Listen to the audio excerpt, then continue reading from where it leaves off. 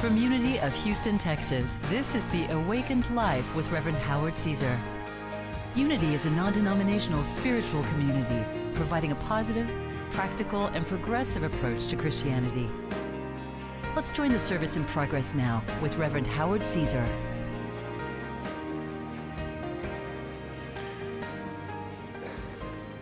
One Sunday morning, there was a minister that got up, it was another church,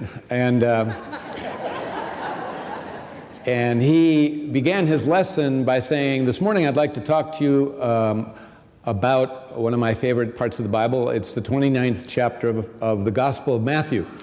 And by the way, how many of you have read the 29th chapter of Matthew? Please raise your hand, and there were a few hands that went up, and he said, "That's very interesting because there is no 29th chapter to the Gospel of Matthew." So today I want to talk about a part of the Bible that I'm not sure how many of you have read thoroughly. You've heard about it certainly in one way or another. Some of you may have read it, and you've had it dissected or presented to you in various forms, perhaps through childhood or even adulthood as well. And that is the book of Revelation. Book of Revelation. Now, I'm not going to ask you to raise your hand if you have read it. I'm really not. But I can't help but wondering how many of you have and how far you got with it and how much of it you understood really, because it has its complications. It is very involved, and it's usually not considered one of the one of the books of the Bible that a person first goes to. It is very difficult to understand, and I'll be getting more into that. If you don't know where it is the last book of the Bible, Revelation, Genesis being the first. And it's a book that has often been used by clergy, by churches, to strike fear in the hearts of humanity or Christians, really. Warnings of the end, that the world is coming to an end. And they often use the Bible, or the book of Revelation, as a prophetic message. And they piece things that might be happening in the world into what it states in the Bible or in the book of Revelation. And so it does contain many frightening references, really. It talks about beasts and dragons, supernatural beings, earthquakes, catastrophes, judgment day, Satan, evil, a bottomless pit, a lake of fire, a final battle between the forces of evil and good, and light and darkness, called Armageddon. And so it's filled with a lot of frightening imagery. And it's very difficult for people to piece all that together and really get a message from that. And so here at Unity, we really try to remove fear and remove guilt and anything that really stands in the way of you being a light in the world. And so we, in our lessons, try to share anything that can remove some of that from us and free us up to move into love and light and joy. And so I hope to share with you some of the essence of what this is about. Now, scholars have said that basically there are parts of the Bible for sure that you cannot be taken literally. You must understand that scholars say there are aspects of the Bible that are historical and are not to be taken literally. And so this particular book is said to be a vision, and it is filled with symbology, and it is written in what is called a cryptic form. And cryptic meaning hidden, baffling, obscure, mysterious. All of those are what really cryptic means. It's a tremendous amount of material, the book of Revelation. So there's no way that I can cover every aspect of that book, but I would like to really give you an overview of the essence of this. So you have an understanding from this point forward, really, anytime that reference is made to the book of Revelation, you understand what was going on there and what was taking place. It is truly a message of hope, not fear, if you understand what was taking place. And I hope to share with you an understanding of that. It's a message of hope, of faith, and of perseverance. in maintaining a sense of faith, no matter what is happening externally. It is the equivalent of you and I facing difficulties, challenges, what have you in the world or in our lives individually, and we may waffle and weaken in our faith. We may come to doubt and begin to give in to the weight of the circumstances and situation. We may waffle a bit and compromise ourselves perhaps, but this is a message. This book in essence is saying, hang in there, stay strong, hold fast to your faith, don't give up to the weights of the world and outer forces. Help is coming, things will get better, good will always win out. That's a great message, isn't it? It is a bit of inspiration, and yet it has often been portrayed as a book to inject fear. And so there are two ways in which we understand the Bible, at least two basically, and one is historically, and historically is basically to understand when a passage is written. Not every passage, but many a passage. There are many things in the Old Testament, and this in particular in the New. It's important to know what was happening, what was going on. Why was it written? When was it written? Who was it written for? What was happening at the time that the writer was addressing? It's very important to understand that historically. And so we will do that briefly. The second part of understanding any part of the Bible is that there is an understanding metaphysically, beyond the literal, which means that it has a message for you and me in terms of our own individual spiritual growth, that many of the ingredients of the story will have references to things that go on in terms of an inner process and dynamic in dealing with life and issues and circumstances and situations, and how it is that we get back to or stay locked into a sense of our spirituality, our connectedness to the source, being who we really are, who we've been created to be, that type of thing. For example, you perhaps know that within the book of Revelation, there is a story and a reference to the Four Horsemen, the Four Horsemen, and each rode a different colored horse. And one rode a white horse, one rode a red horse, one rode a black horse, and one rode a pale horse. Right? White, red, black, pale. And basically the first horse it talks about was white. And it signifies simply spiritual purity. It signifies the light of God, if you will. It also really signifies being in the heart, being in the heart. And it's there that you will really have a sense of victory. It is your spiritual nature. It's being tied to that. The second horse was red, and red, if you know, symbolizes emotions, metaphysically in this sense. A person turns red in the face when they get angry and bitter and get emotional. And it's interesting that it says the rider of the red horse, its rider, quote, was permitted to take peace from the earth. And so you get that metaphysically it's talking about that there is a part of us that carries the white horse, the Spirit of God in us, and there's the part that can sometimes get emotional and take peace away from us and feel very separate and apart from peace. And then the next horse referred to is the black horse, and it represents the intellect. The intellect not being bad, but it's separate and apart from what we would call wisdom. And that the intellect is basically always weighing and measuring, you know, and there's a verse in there that the writer says it had a balance in its hands. And so that it was weighing, you know, is this good, is this bad, and just kind of in its head. And that's not necessarily what will always take you to the true answers and remind you that, you know, who you are is to ride the white horse of spirit. And the fourth horse was pale. And pale usually means the life has gone out of it. And the lifeblood has gone out. It's been drained of life. And it really symbolizes fear. And when you are living in fear, it will take all the life of you away. And these are the kind of the metaphysical interpretations. What I tell you historically was going on is something that I'm not making up. I have found to be true in all of what consistent scholars have said, and Bible commentaries which are made up of Bible scholars. So I want you to get I'm giving you the straight scoop here today. Okay. So to begin with, the book almost didn't get included into the Bible because there was a question as to whether it had the apostolic authority, meaning that they weren't sure that John the Apostle had written it. In the beginning it states that a guy named John wrote it, but the style is so different, the Gospel of John versus the Revelation. So they really, in the end, let it in, but they weren't too sure about that, and some scholars still aren't. So it doesn't matter. The guy was named John. And as I've stated, it's essential to know what was going on in those times and why it was written and for who it was written.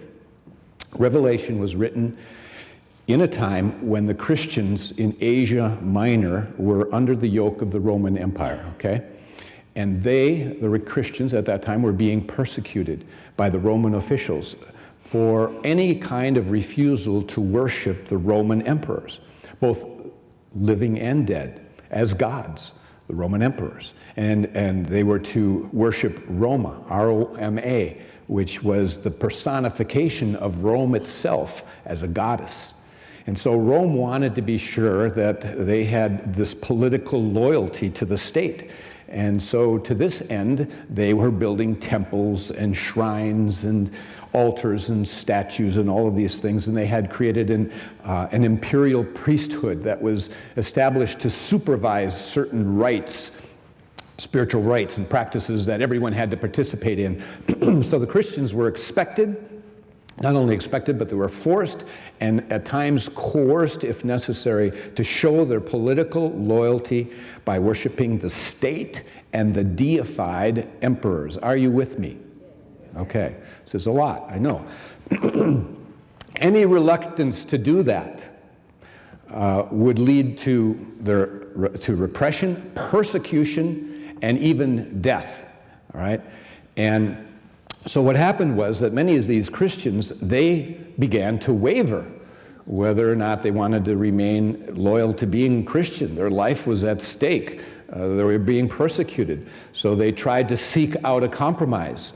And they said, hey, you know, I've got these guys on my back, and you know, they're threatening my family, they're threatening my life, they're making life miserable. If I join in on the religious rites of the state and I make it look like I'm being loyal, if I pretend to be being loyal and doing what they need me to do, excuse me, but maintain my membership in the church, is that going to be okay?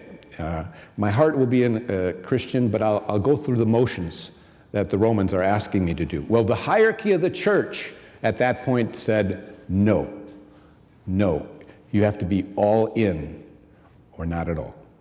And so that resulted in many Christians defecting, many Christians leaving Christianity there in Rome. And so it was this situation that had arisen, this growing defection, that this tremendous pressure from the Roman government and the persecution that brought this sense of crisis, where the very existence of Christianity at that time might go out of existence in a sense. So something had to be done, and an author came forth to write about alternatives. What can we do about this in direct response? And so he tried to clarify what the alternatives were, and to open to Christians who were, worshiping either Rome or God,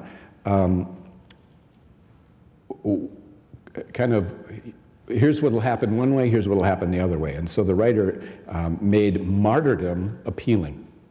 Tried to sell them on martyrdom was okay, it was attractive. And so much of Revelation actually even talks about the eternal rewards that will come later if you lay down your life for the church.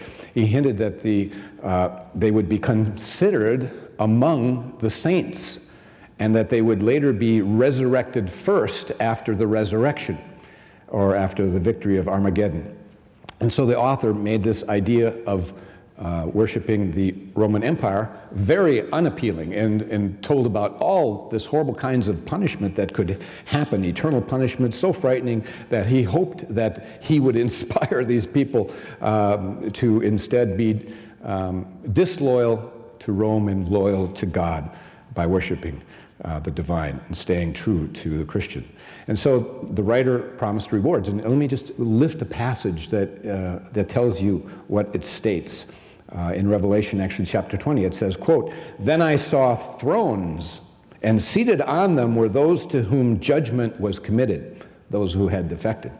"Also I saw the souls of those who had been slain for their testimony to Jesus and for the word of God, and who had not worshipped the beast," meaning Rome, "and its image, and had not received its mark on their foreheads or their hands.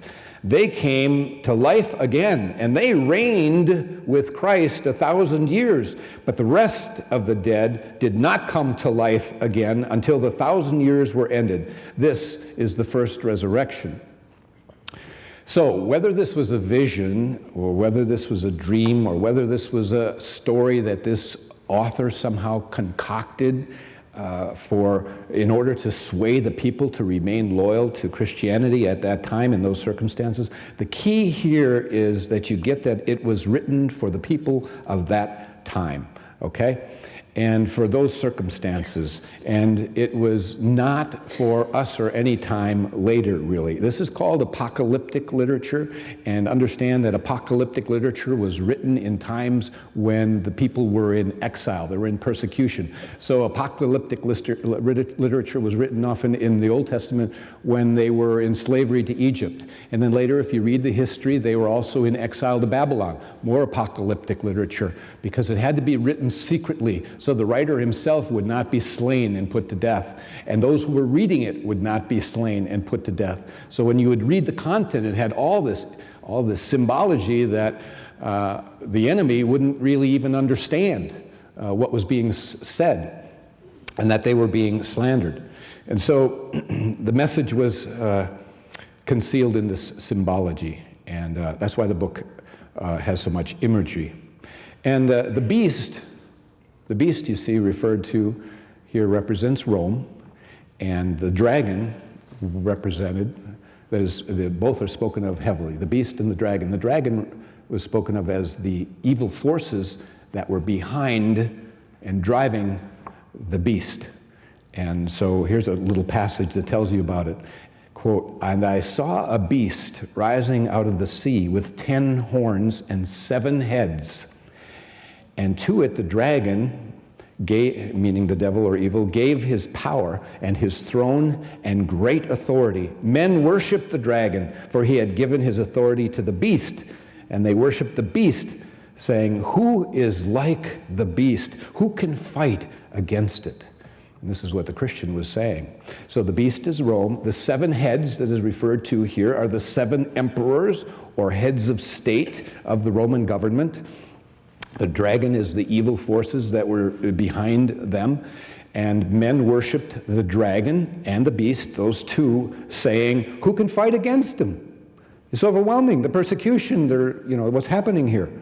And so the author then creates this scenario in which God is going to appear on the scene and fight the forces of evil and be victorious and establish a new Jerusalem. This is all talked about, and raise then all of those who have been faithful and true to Christianity, those who died as martyrs. So be on the right side of this, decide the right way, remain strong in your commitment to the church, and even if it means death, that was the message. And so it wasn't so much you better or else, but it was designed to inspire and to tell people, stay strong in your faith here, persevere, hang in, don't lose hope. Before long, the forces of light will squelch the darkness and will win again. And so there were references various times to Babylon and Egypt, and keep in mind, as they knew their history. And so embedded in the book of Revelation, what's Egypt coming up for? What's Babylon coming up for? Because they would refer to them as Egypt. I mean, Rome is our Egypt of today. Rome is our Babylon of today. Now, no one else knew that except those for who it was written. And it was making that statement very emphatically. And Moses, remember, had led the people out of Egypt in the Old Testament. And remember, we had gotten out of exile in Babylon. That's done and over with. And Egypt, too, is going to fall. And I mean, Rome is our Egypt of today is going to fall. In fact, there were words in the book of Revelation that said this, quote unquote, Babylon will be destroyed. And obviously, Babylon, they meant by that, Rome will be destroyed. So that was the message, and it was hidden. And he was saying, be true to Christianity. The end is coming. Not the end of the world, which that book has been used by so many clergy and various churches to scare people. It was the end for Rome. Just as God sent a deliverer in the name of Moses, just as they had come past Egypt and Babylon and all of that, God again will come to our aid, and there will be this final battle coming up at some point. Just trust and have faith that will happen. And so at other times in history, they have used this passage like when Napoleon was doing his thing. They said Napoleon was the beast, and this was the coming end of the world. And when Hitler was doing his thing, they said that Hitler was the beast, and this would be the end of the world. When Saddam Hussein was doing his thing, some of the churches and clergy were saying, this is the end of the world, and they would piece different things within that. But you must understand, this was not written for this time. This was written for a time of the Christians when they were facing the persecutions of Rome. In fact, one commentary wrote this, excuse me, that one commentary, which is a scholar, said, quote, those persecuted Christians to whom it was originally addressed experienced little difficulty in understanding and appreciating its message. For not only were they, like its author, steeped in apocalyptic thought and imagery, but the book was directed toward their own precarious situation. But when the time and situation for which it was written had passed, its acceptance as scripture created difficulties which persist to the present day. You get it? So what's the message of truth that is here for all of us, no matter what the age and time?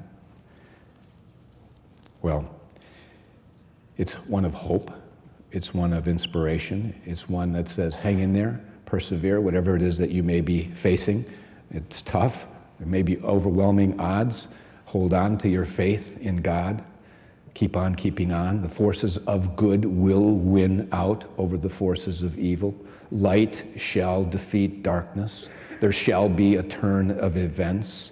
Just as we have overcome the challenges of the past, so we will again. Chapters 4 and 5 talk about the Lord God Almighty seated upon a throne, very anthropomorphic.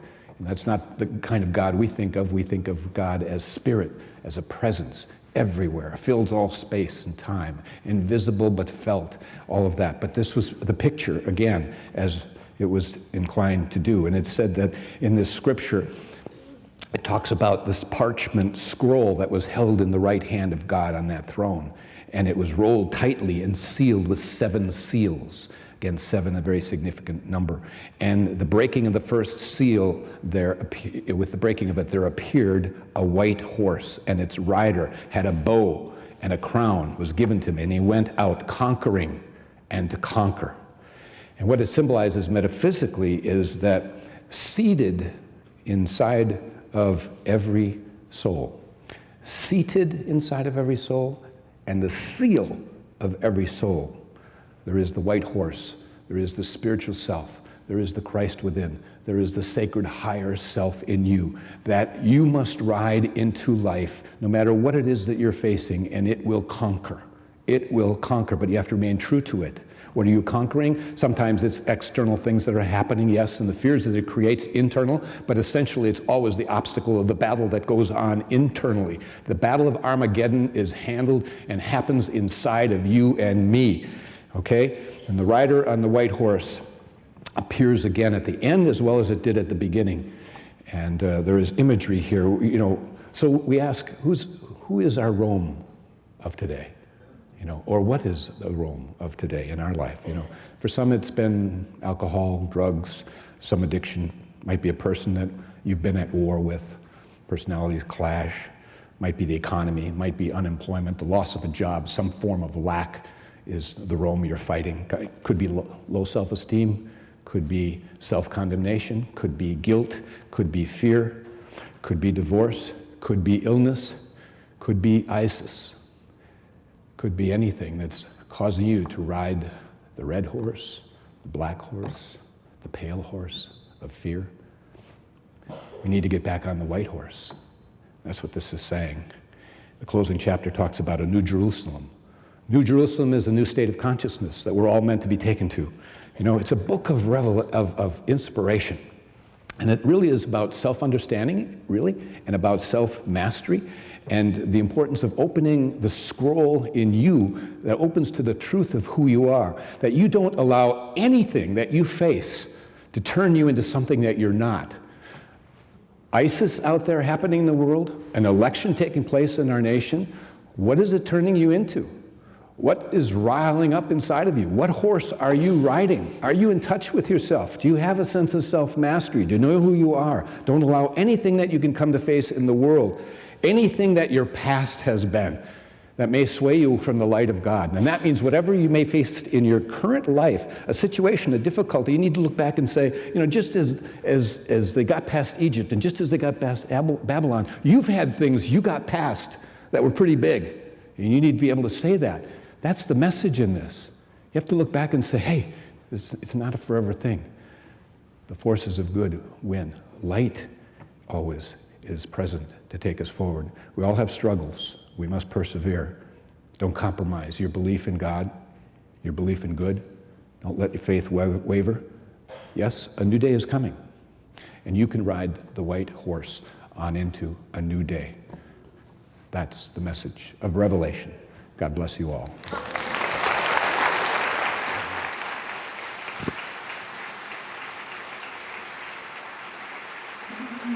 When you visit Unity of Houston, you'll find a spiritual community, a church where you can connect and learn and grow with a progressive approach to Christianity. At Unity, we welcome you no matter what your beliefs. You'll find a teaching, loving, inspiring experience as we help each other be all we're created to be. Check us out. We'd love to have you. Find us online at unityhouston.org, and remember, life is meant to be good. Thank you for joining us for today's message. We invite you to be with us again next Sunday. Unity is inclusive, welcoming people of all walks of life in dignity and love. We believe that love, strength, and goodness dwells within you. May we all live in unity with God, humanity, and all of God's creation. And remember, as Reverend Caesar says, life is meant to be good.